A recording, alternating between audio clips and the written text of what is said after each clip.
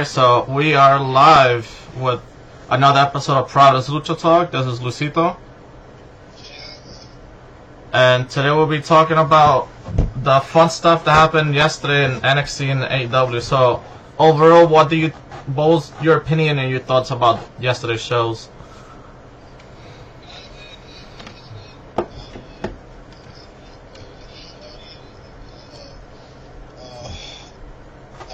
Going in home episode before we were full gear and review. It was very interesting, very 90 retro type of feel. And then with NXT, I guess they're doing a good job with the storyline. I'm really curious to see when are they going to mess this up. I think this week, yesterday, probably it was the best episode for NXT, and I think, my opinion, NXT had a better show in comparison to AEW. I agree because, like I mentioned on Tuesday, AEW have nothing to prove. You know what I'm saying? They already got solid numbers coming to their show. You know what I'm saying? So I just felt like this was a good build-up for their pay-per-view show that's coming up this Saturday.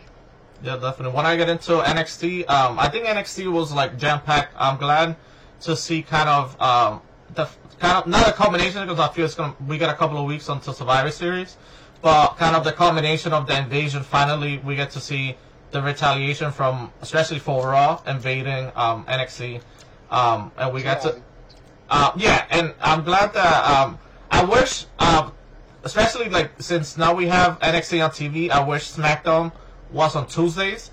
So I feel it make more sense kind of Monday, Tuesday, then you could either have one person or a couple of people from each brand go into NXT rather than Raw, because we have SmackDown on Friday. But overall, I think, especially the intro of it, I wasn't able to watch it yesterday, but I got some news feed on my Twitter and Instagram, so I was the intro of it didn't really like ruin it for me, but I'm glad that the OC kind of invaded NXT, and it was, I think, probably the best thing for Raw to do, to send the OC to NXT. No, to me it was too obvious. I do disagree with you on your point that SmackDown should be on Tuesday. You don't want to overbook talent, and plus a lot of people with the travel expense is just too much. You know what I'm saying?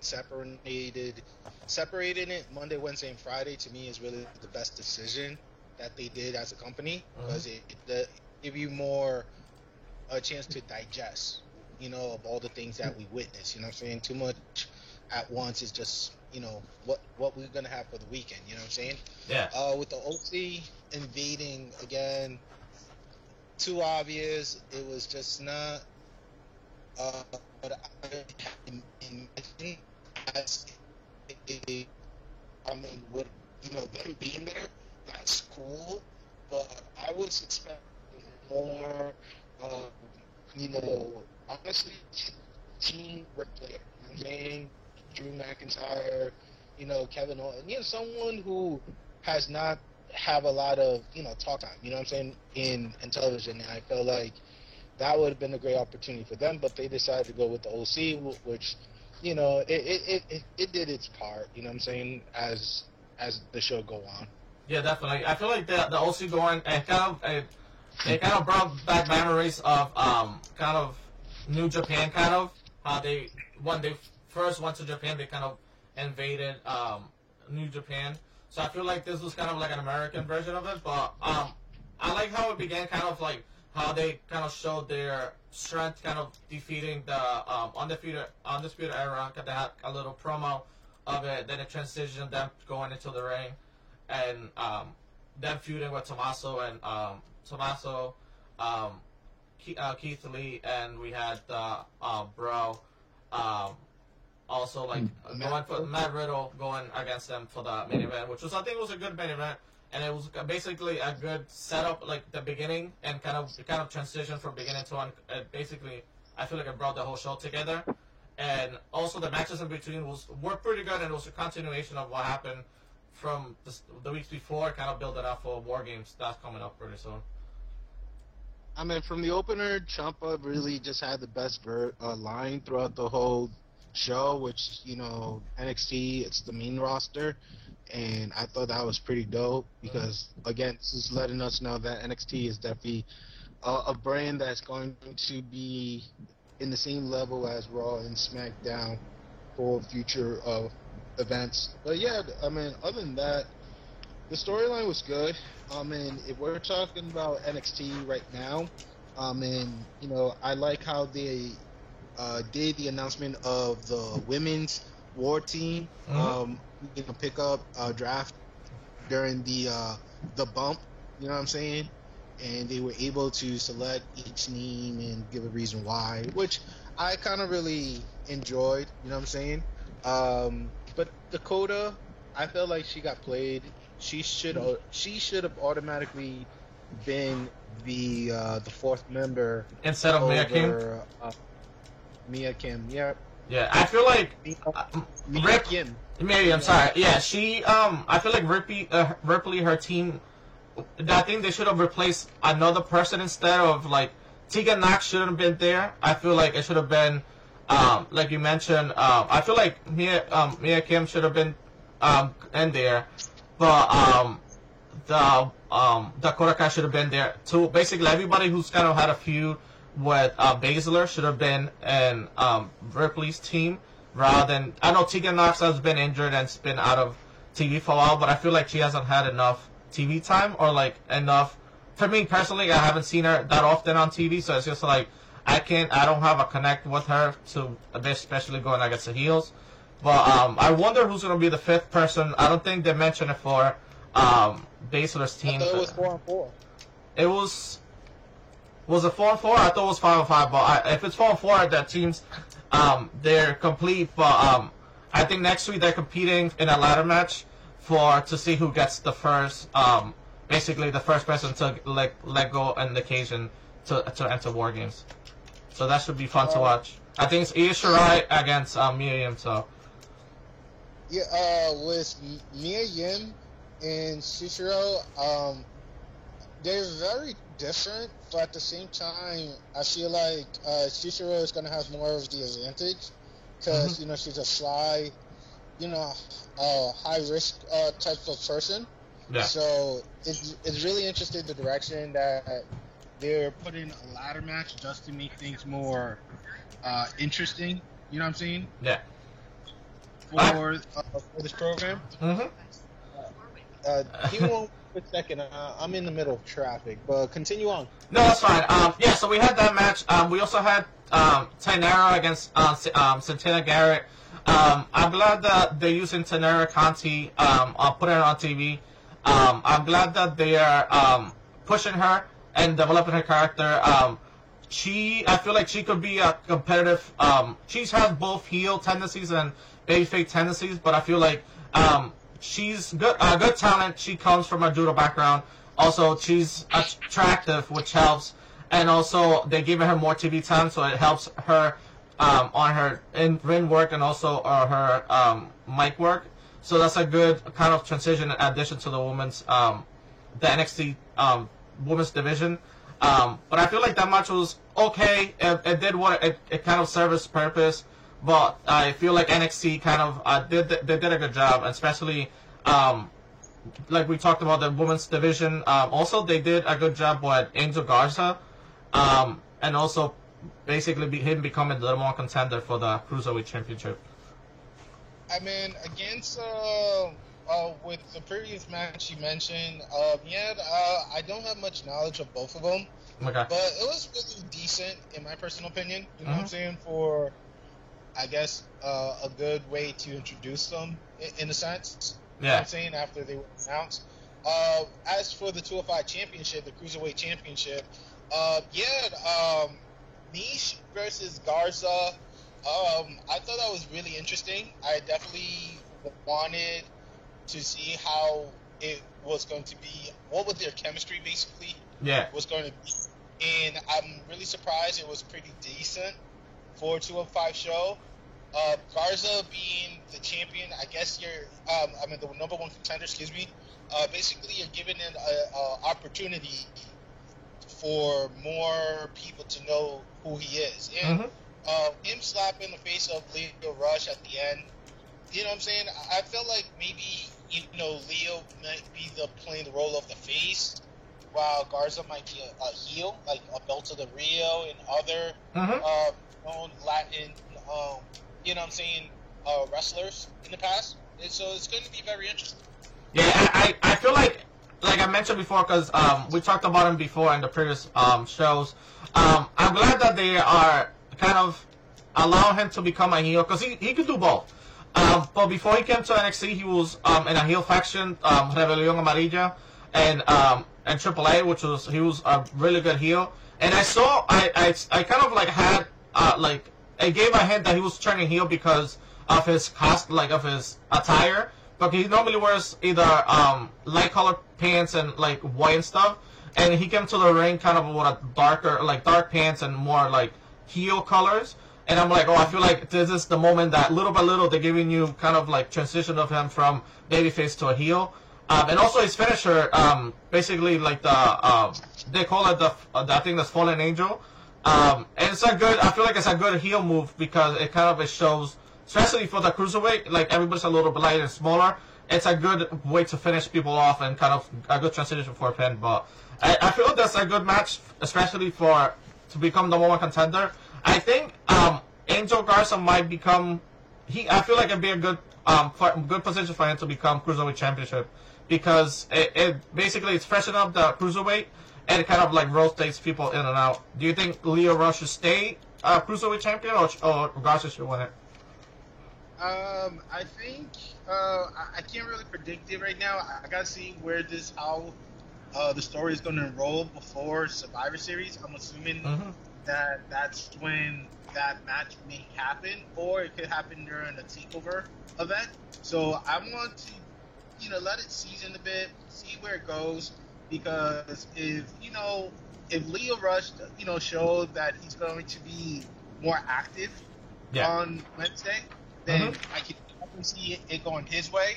But if he's not, then it's like Garza might be, the new champion, just so, we could have a fighting champ than, a Brock Lesnar wannabe. You know what I'm saying? So I'm gonna let it season. I'm in no rush right now to figure out who's going to be the new cruiserweight champion. But I do like the fact that Damian Priest and Pete Dunne, that match to me, I think it was one of my favorite ones for NXT. The fact that these guys had great chemistry with each other and be able to like build a story, that right there is what I like to see from NXT. You know what I'm saying? And great competitors, great sequence. The ending, you know what I'm saying? Killian coming in and like demolish Pete Dunne and head and butting Damian Priest. I mean, like that right there to me that was awesome. You know what I'm saying? I have no complaint about that match, and like I said, it's like my personal favorite one of the evening. Yeah, I kind of have to. I feel like that, for me, might be my second favorite one of the matches. But I see your point about the matches. I'm kind of liking a little bit. It's growing into me the new Damian Priest gimmick, because he used to be Punishment Martinez in the Indies. So his whole like the packaging and stuff of Damian Priest is growing into me, especially like the finisher. I like how they do his finishers similar or relevant to his like gimmick. So which I like, and especially like when he does like about to do the finisher, he does like the bow and arrow, or like the intro, he does a bow and arrow and the font of its name comes out, which is pretty cool. And especially I feel like Pete Dunne is a good person to have kind of a feud with, because it shows different dimensions of yourself. Because Pete Dunne could go wrestle different styles, so he could go brute, or he could go technical or submission. So at least Damian Priest, they show a variety of his skills, especially going against Pete Dunne. But I'm interested to see what they will do with Killian Dane, because I feel Killian Dane is kind of going kind of like a mercenary and just like knocking people in and out. So I don't know what are his plan, or what are they planning to do with him. And I'm liking that they kind of made him dress him up a little bit better before compared when he used to be in Sanity. So True. his attire suits him a little bit better than it used to. But I'm liking what they're doing with, especially with these three people, and maybe we could see them maybe later in the future, maybe for the North American contendership or maybe for the NXT title. I can see them even going for the UK Championship for All I Care against Walter as a fatal four-way. Okay. It's just building a great chemistry, in my personal opinion. I'm really enjoying, like I said, how Regan, Triple H, Shawn Michaels are able to provide a great match, even though, you know, some other matches were like fillers to me. You know what I'm saying? Yeah. But yeah, you know, kudos to them.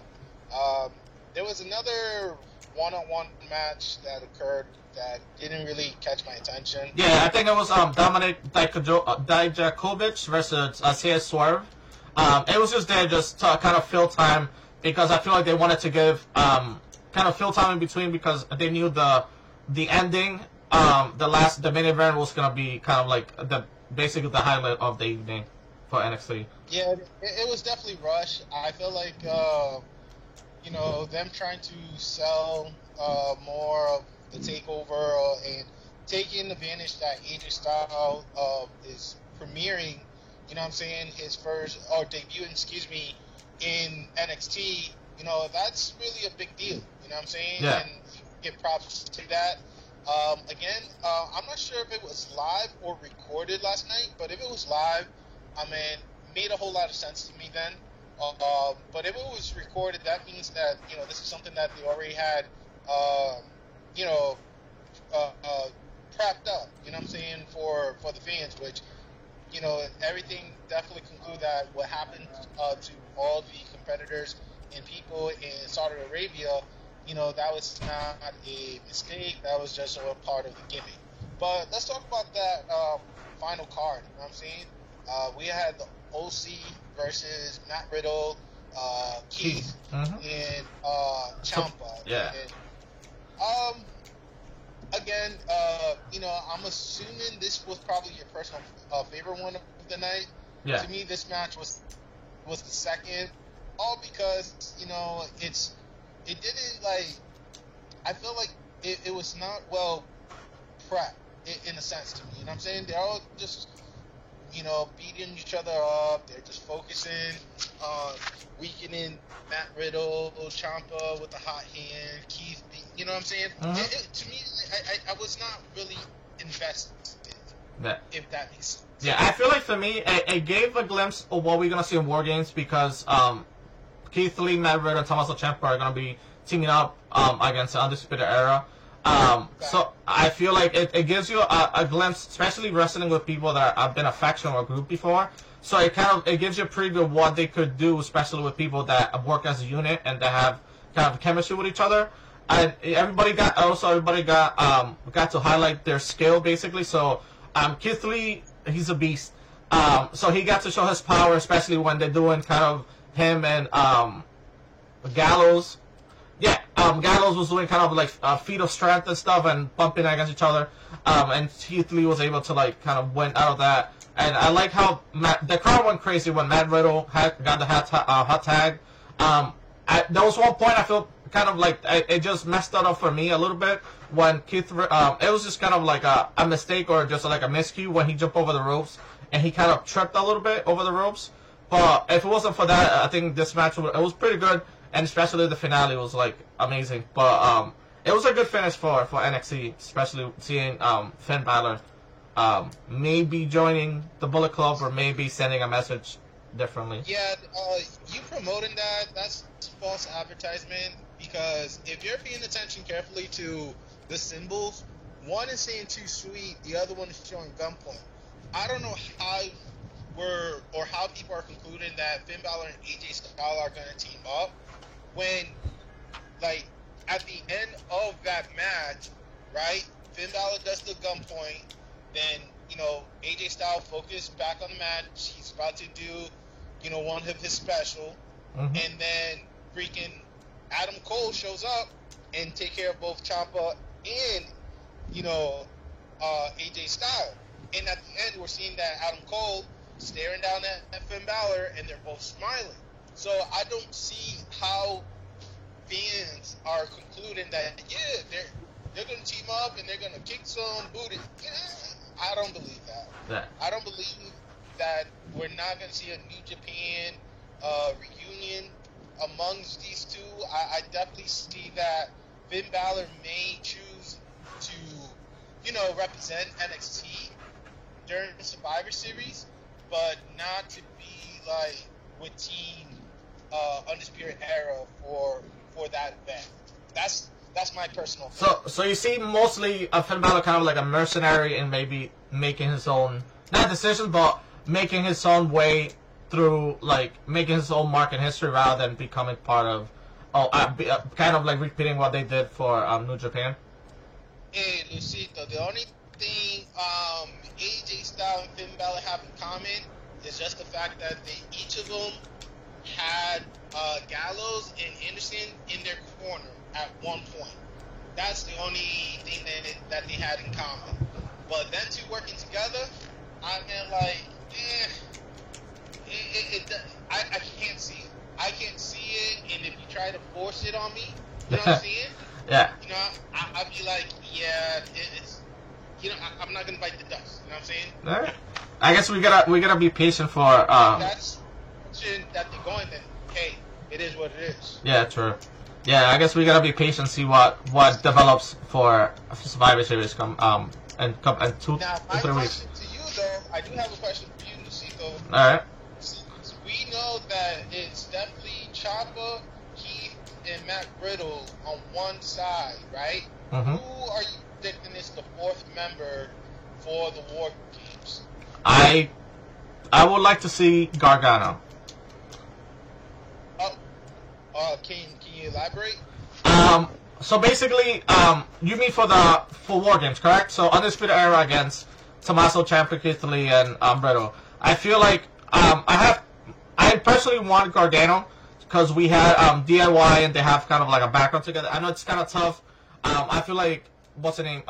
Ciampa is kind of not become a babyface, but I feel like his heel weight's kind of like put to the side for a minute. So I feel like he could get along with Gargano maybe for one night and kind of take down Undisputed Era, especially because Gargano has issues with Undisputed Era. So I feel like everybody, basically my enemy of my enemies are my friend. So it's like I feel like they could put their like fuse aside for that night and they basically could take over Undisputed Era. So I think either Gargano, I would like to see Velveteen Dream, but I don't know if he's back from injury. Thanks. So that would be like my second choice. Now, Velveteen Dream definitely is my top choice. If not, Tyler Breeze. Gargano, I feel that if he does come back within the next couple of weeks before the War Games, basically, I think he's going to get his one-on-one match with Finn Balor because Finn Balor did the Bayley kick on him when he turned heel, or he just turned in general. So that's what I'm seeing as a good card for War Games, to, set the atmosphere, build it up. I mean, sure, DIY teaming up again, that would be fun. But Velveteen Dream or Tyler Breeze, to me, it could work out. And I'm only mentioning Tyler Breeze for the fact that he never been in the War Game. He definitely has some chemistry with Matt Riddle and other NXT competitors. So maybe it work out. Velveteen Dream because Roderick Strong. And also, he wants his opportunity for the NXT Championship belt. Yeah. You know what I'm saying? So because I feel like Pete Dunne would have been a good addition to that team, but I feel like he's currently in a feud with a couple other people. So I feel like you don't want to take momentum off that feud, especially with Killian Dane or Damian Priest. So that would have been another maybe addition to that team. That would have been good, I think. But basically, our choices are pretty good. We just gotta see. I see your point with Gargano. That'll be a good, basically, middle of the pay-per-view. Gargano against Finn Balor will be a good, basically, kind of like middle of the match. So it kind of from that point, because basically War Games, every match gets better as like the matches go. So I feel like the Finn Balor and Gargano match will be a good kind of transition to the main event. Either it's going to be the women's War Games match or the men's one. So yeah, no, I completely agree with that because we don't know, who's going to show up. You know what I'm saying? We don't. Oh, great. No, I'm still in traffic right now, and the cops is like driving by me, so I'm not. No, that's all right. For me, but no, dude. We definitely want to see because again, NXT is building up a great formula. You know what I'm saying? Yeah. They do well when it comes to like matches before the pay-per-view. So I'm really excited. That's all I gotta say about that. So let's go over to AEW. Definitely. For me, it was a good AEW good episode. Not the best one, but I see what they did, the matches that they did, because they were kind of like, not tune-up matches, but I feel like they were matches to kind of like I feel like prevention matches, so everybody who's going to the pay-per-view goes 100%, and there's no injuries or it doesn't affect their record or their health. So they were good matches overall. I think I like this, but I feel like I mentioned earlier, NXT took it for this week, but overall they had great matches. I think from beginning to end, especially. I personally like it was a little quick, but it was a good thing. But the Pac and Trent, the first match of AEW I think it was a good match, especially how Trent was able to, because he came from a tag team, him showing his single competitors, especially going against Pac. I think it was a good entertaining match and a good introductory match for the episode. Yeah, it was a really good match.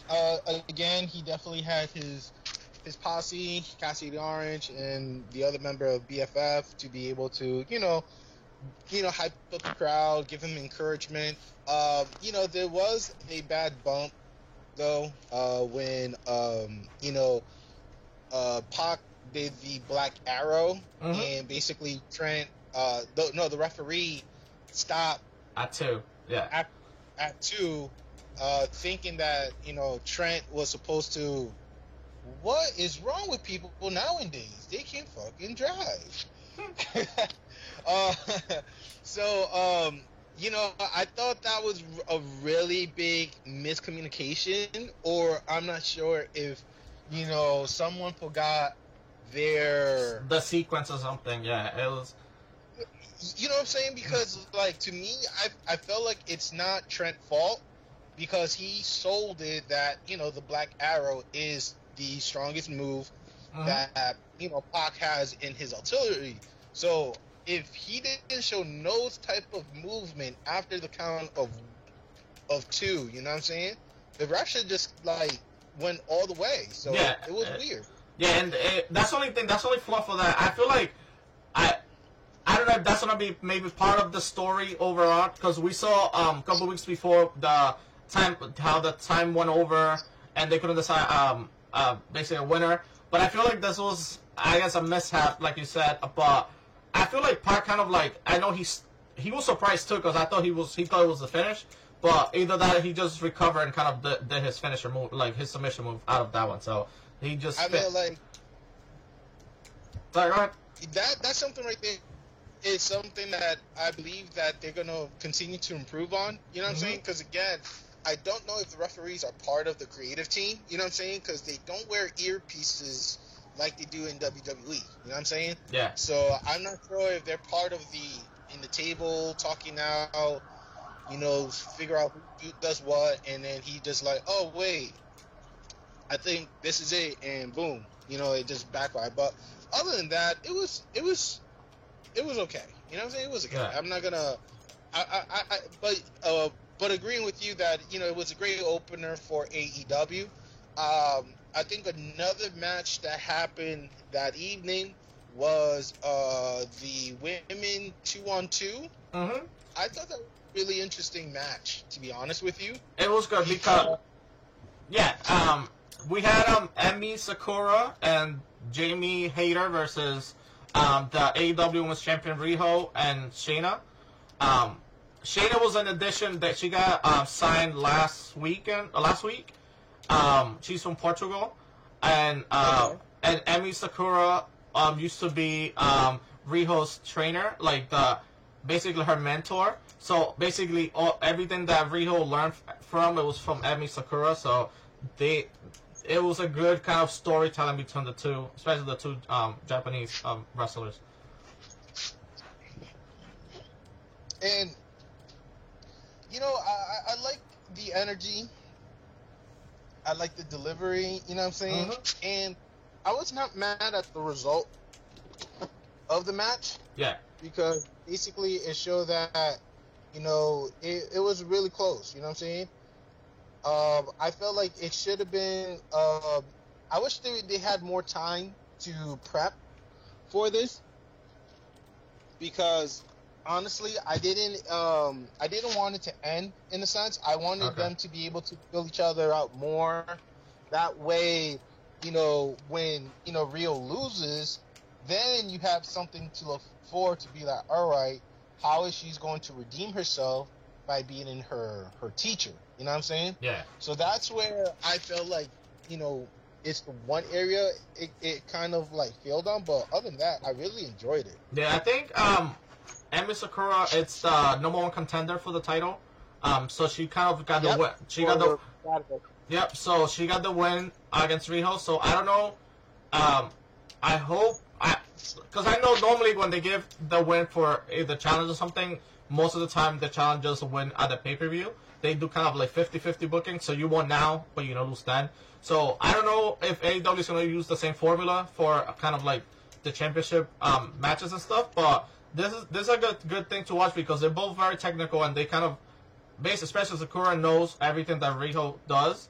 So since she's like her like sensei or her basically her mentor, so let's see what Riho's arsenal she shows at the pay-per-view, and maybe we see more of her like in-ring skills come out. Basically, maybe a different arsenal, especially now that she's kind of like not promoted by Omega, but she's kind of like sponsored by Omega. She worked with Omega. Maybe she'll learn a couple of things in addition from Omega's like arsenal. I mean, I'm curious to know if Omega is tapping that, because like the way how they have mentioned outfit chemistry, I feel like it could be more if he's not married. You know what I'm saying? But sure. if he's just being like a good coach, you know what I'm saying, being the director of the women division, then hey, he's just doing his job. So respect to Kenny Omega. Yeah,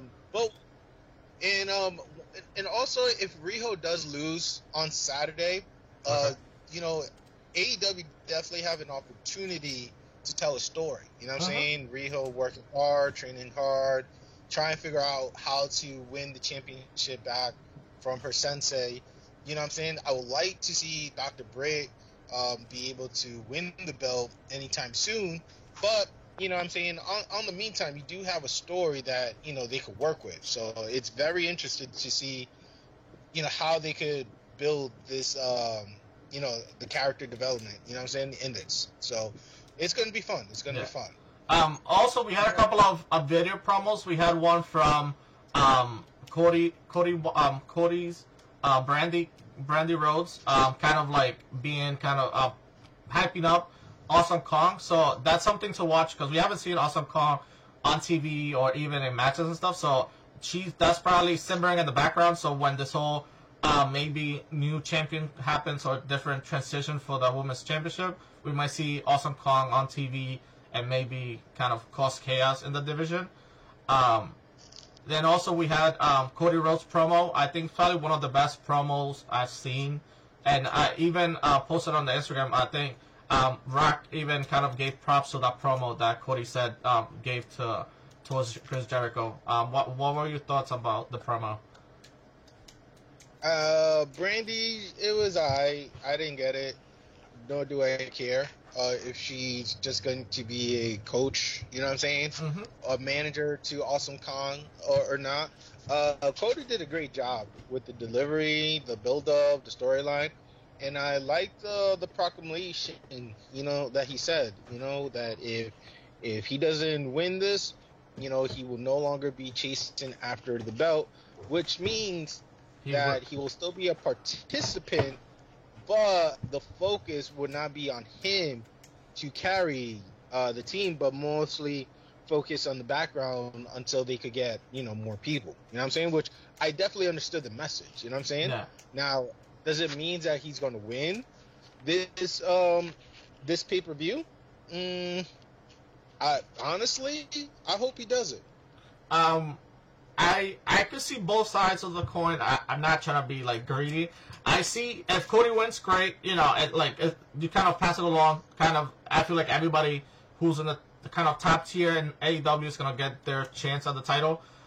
If he doesn't win it, which is good because it gives other people from within that we saw, like Pac is still not undefeated, but he could be a number one contender pretty soon. We still have Hangman Page, so there's people that's basically in the main event level that could go against basically Jericho. And he could also go for the if he can, let's say he loses, he can never go for that title. He could also go for the basically. I think they're gonna bring over a new title. I heard that they were talking about Omega bringing the Mega Championship, Omega title from AAA that he won as kind of like an additional title for the men's division.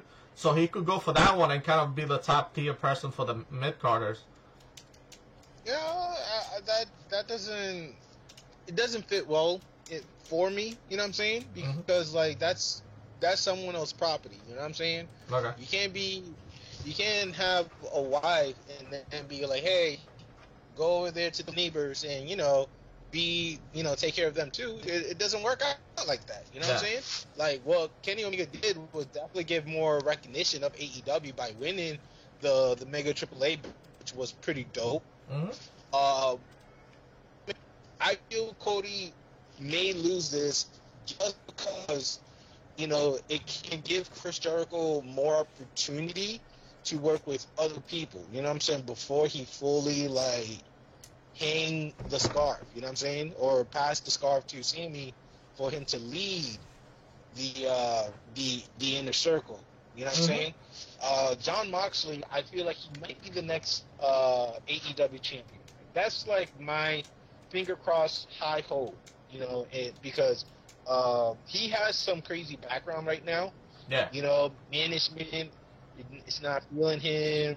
They're the time going off. You know what I'm saying? So it's like, yo, hey, Jon Moxley being champion, I think, that could really blow up the Twitter, the Twitter world, and people go crazy about it. You know what I'm saying? And WWE was mentioning about the Shield, so like, hey, that's also like a nice campaign. Be like, hey, I'm Jon Moxley, champion. Yeah, I feel like in order for him to become like a champion, he needs to get over. He was gonna have a fight against Omega, but I feel like he needs to get over Omega first, kind of like that challenge first. Then I feel like he could be the rightful person to become like champion. But I feel like he needs to get over the Omega thing. Which I think he might get this match. You know what I'm saying?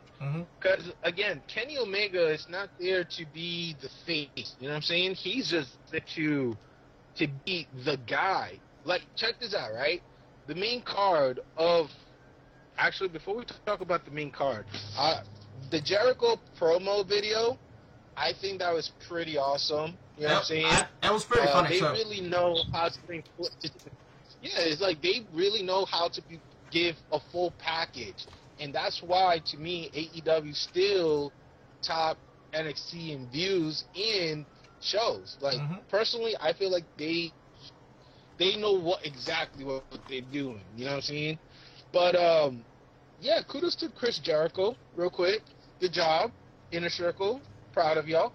But let's talk about the match, right? It was Hangman Page versus Hangman Page, Kenny Omega versus the Inner Circle with Chris Jericho and Sammy Guevara, right? Yep. Oh my God! I have nothing bad to say about it. Sammy and Kenny working alongside each other, like, who's more professional than Kenny Omega? Like, think about that. Who can top his ability the way how he demonstrated to us last night? Yeah, he's just crazy. Like, you could tell everything he's learned through the different companies he's been through. Like, it developed him and his like in-ring work, and also his like just this whole package. It's like probably the best package as a wrestler that I've seen personally. I mean, like, and not only as a wrestler, right? But also he's just that guy. You know what I'm saying? And if you be like, yo, we need to fill in for Darwin versus, you know, because, you know, Havoc is not here, or the H2 Highlight 2, Kenny Omega be like, all right, put me in.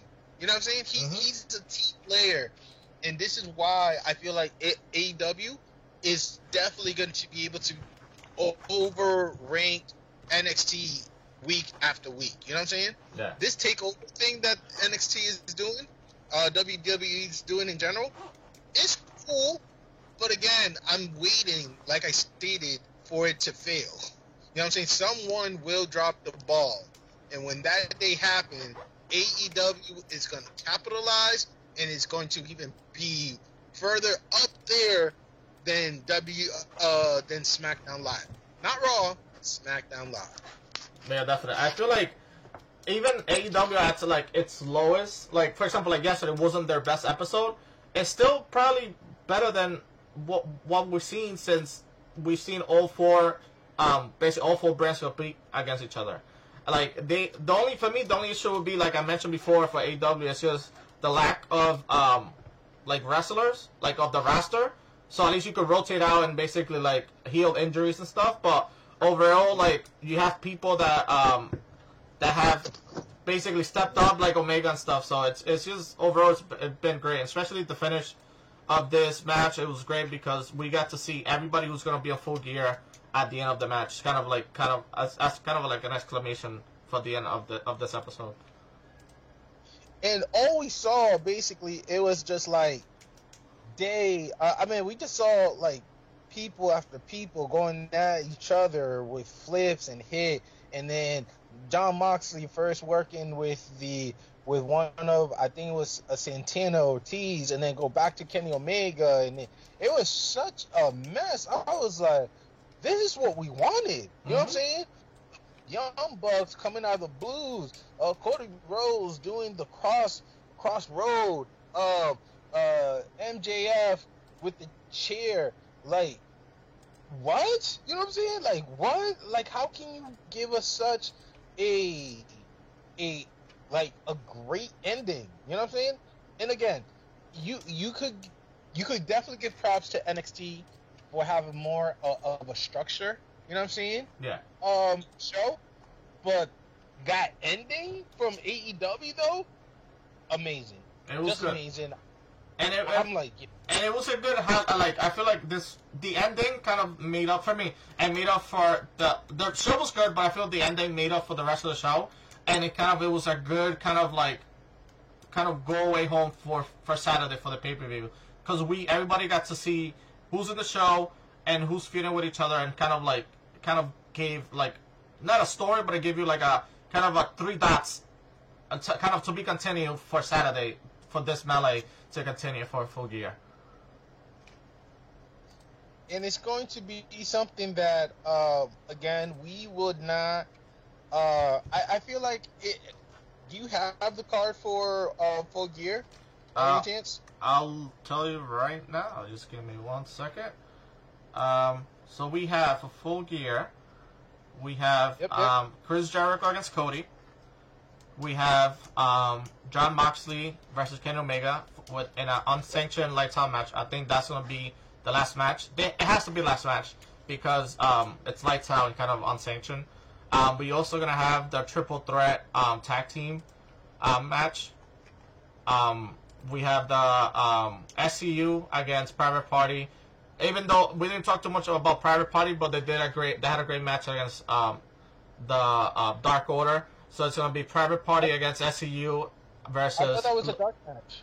No, that was the match to become that number 2 contender. So it's gonna be in the Full Gear pay-per-view. We're gonna have SCU, which are the current champion, versus Lucha Bros versus Private Party for the AEW Tag Team Championship, which is gonna be crazy.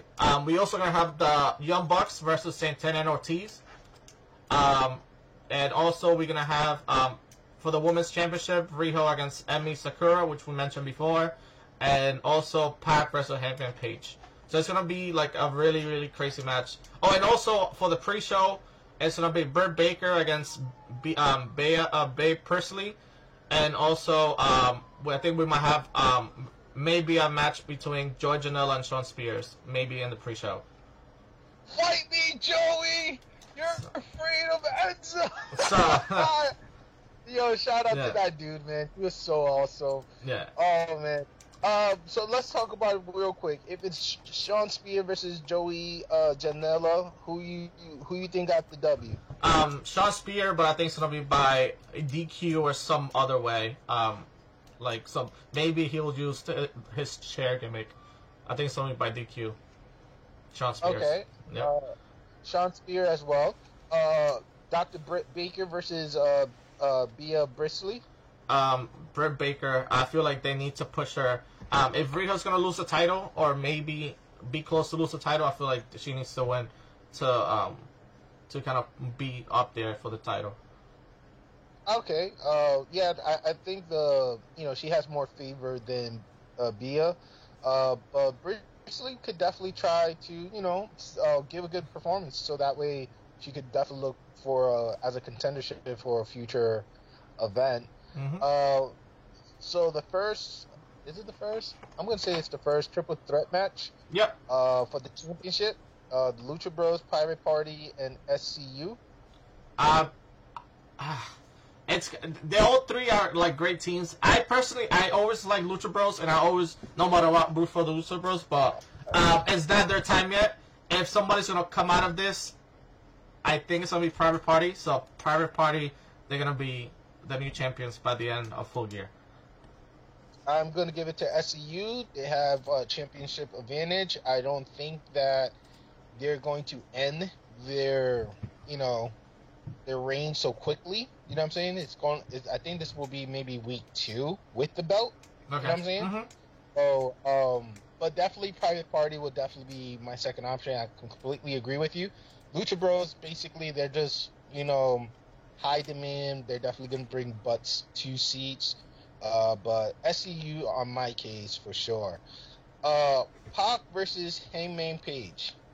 I want Pac. I know Hangman Page, his promo, brings some cowboy shit, which is hilarious. I feel they probably made a t-shirt about that already.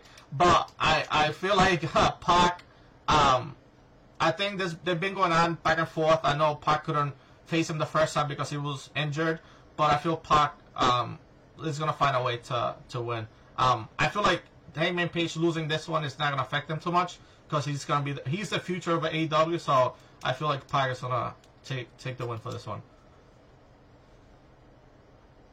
Oh, dang! I got another follow for that shit. Okay, cool.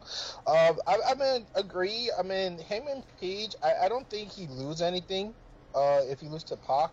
I feel like Pac definitely need this pop, this win, mm-hmm.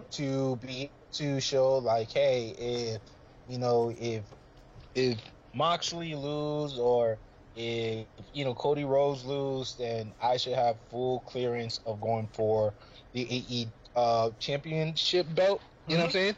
Yeah, definitely. So I would like to see how that goes. So definitely, I'm with you on Pac. Championship, Riho versus Emi Sakura. I know we talked about it briefly, but who's your pick? I think Riho's gonna pull it out. They might give her. I think I'm gonna pick Riho because I want to see Riho against Britt Baker for the title, maybe for the next pay-per-view. I'm gonna go with Emi Sakura because I want to see this Rocky story, in Riho. I want to see if they really take that chance with her. All right. If not, and Yay Riho. You know what I'm saying? Because Hmm. as everybody know, I just love Japanese women. Oh, cool. So, Lax versus the Young Bucks. Santana and Ortiz, they need this one. Young Bucks, that's not affecting too much, but I feel like this is going to be an essential win for Santana and Ortiz to start winning and basically become a legit tag team for the AEW company. Okay, okay. Yeah, I agree. Young Bucks will definitely help to over Santana's and Ortiz. This definitely could give a good storyline for the inner circle, in a sense. I'm sad that Sammy is not in any of these cards. We Which might maybe see him in the pre-show. They haven't fully finished the basically. They have the main card, but the pre-show they could add a couple of people in. Maybe sprinkle him in a maybe not tag team, or maybe with some like a singles match in the pre-show. Maybe. we'll see, we'll see. But if not, yeah, I agree. Santana and Ortiz, this will be a good win for them, and that way they may be more, contendership for whoever wins the championship match, from SCU, Lucha Bros, or Private Party. So, really excited to see this. Uh, you predict the Kenny Omega and John Moxley is going to be the last match since it's light out. Mm-hmm. But you think it's getting the W? Um, I've met him. I want him to see. I like Omega, but I feel like it's Moxley. In order for him to be taken serious and maybe for a title, Omega needs to win this one and kind of win convincingly. And I want Moxley to kind of destroy Omega, which is kind of messed up to say, but I want Moxley to win. Yep, I also agree with you. Moxley, to me, I want him to win so that way he has a better chance of going towards the belt against Pac. Beating Pac and then going closer to the next match, whoever's the winner between Chris Jericho versus Cody. Yeah, I know. Yeah, because it's tough. Because Cody did probably the best promo, and he was like, "If I don't win, I'm not." So I feel like when people say stuff like that, they are gonna win. Like they're not gonna basically give themselves stipulations for them to basically be behind the eight ball. My brain tells me Jericho, but my heart tells me Cody, and I think I'm gonna pick Cody to win, and because I want to see him more, him kind of being the kind of the champ, the kind of part owner, and also have the title, and it would be kind of like a complete package, and kind of he could shut off all the kind of like all the haters, everybody who's been talking about him being kind of like management. Now it's time for him to prove it and kind of win the title. So I feel like this is his time.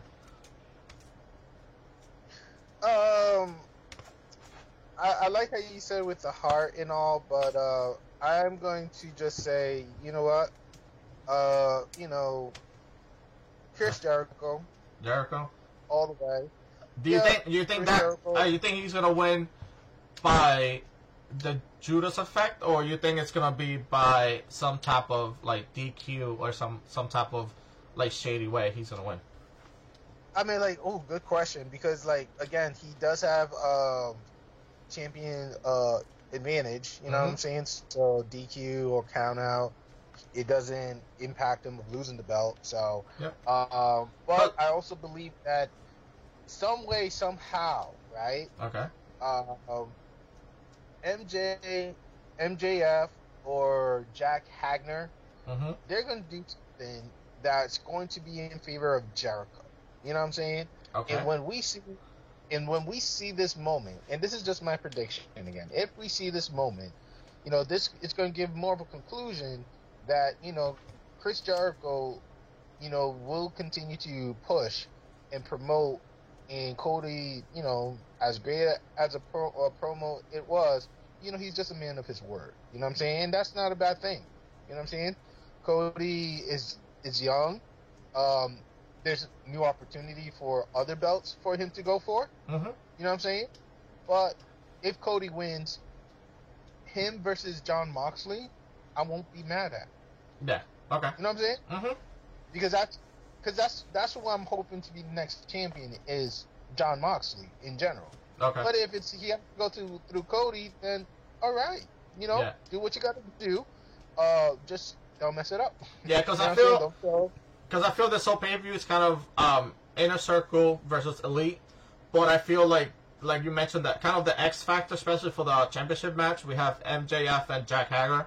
They have nothing to do, and they're like open to do whatever. So I feel like that those two are kind of the X factor for both Chris Jericho and Cody, and I don't know, like it's like you mentioned, it's gonna be champion's advantage with Jericho, because he could win the only way he could lose is the legit way, because if he could win by Kana or DQ, so it's gonna be tough for Cody to win, but we'll see what happens.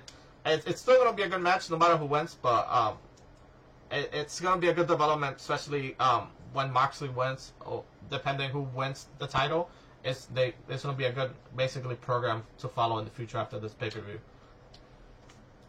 And what we got to appreciate too is that you guys could definitely watch this on Bleacher Report Live. You know what I'm saying? Mm-hmm. And as well, if you have a cracked Fire Stick, I think it's going to be on BT Sports. Yeah, I think it's $49.99 for this pay-per-view. So I know they went up in price compared to the All Out. I think All Out was $39, or at least All Out was like a bigger it took a whole year to put together. So I don't know if they're gonna keep the $49.99 pay-per-view content, or we'll see what the owner of the AEW company itself, if he's gonna keep with that price range or make it more affordable for the fans. So we'll see if they listen to the fans, because I think 50. I don't know how many pay-per-views they're gonna do a year, but I think 50 per pay-per-view. I think it's a little too much, even though it's AEW.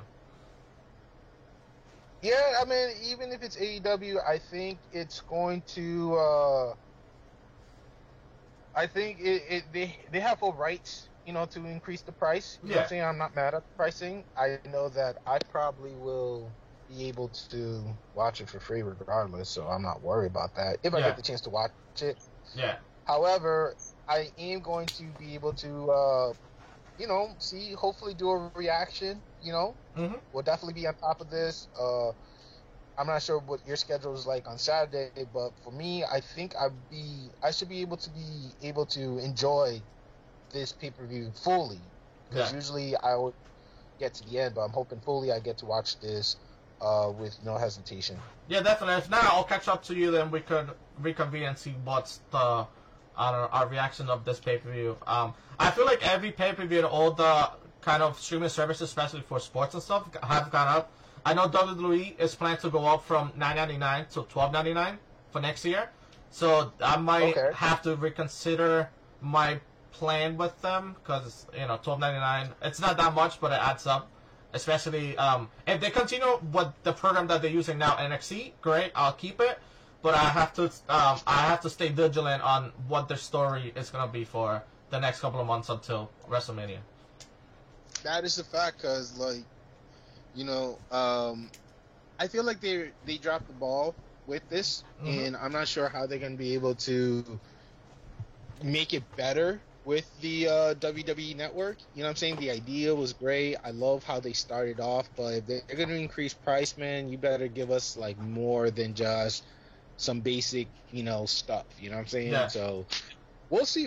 But we'll figure out, and hopefully it's going to be a great pay-per-view and also a great SmackDown show. It's announced that Sasha Banks will be facing Nikki Cross, which was pretty interesting, and I would like to see the promo that Bayley is going to do with the comments that Becky Lynch and Blazer made throughout Raw. So that's also going to be interesting.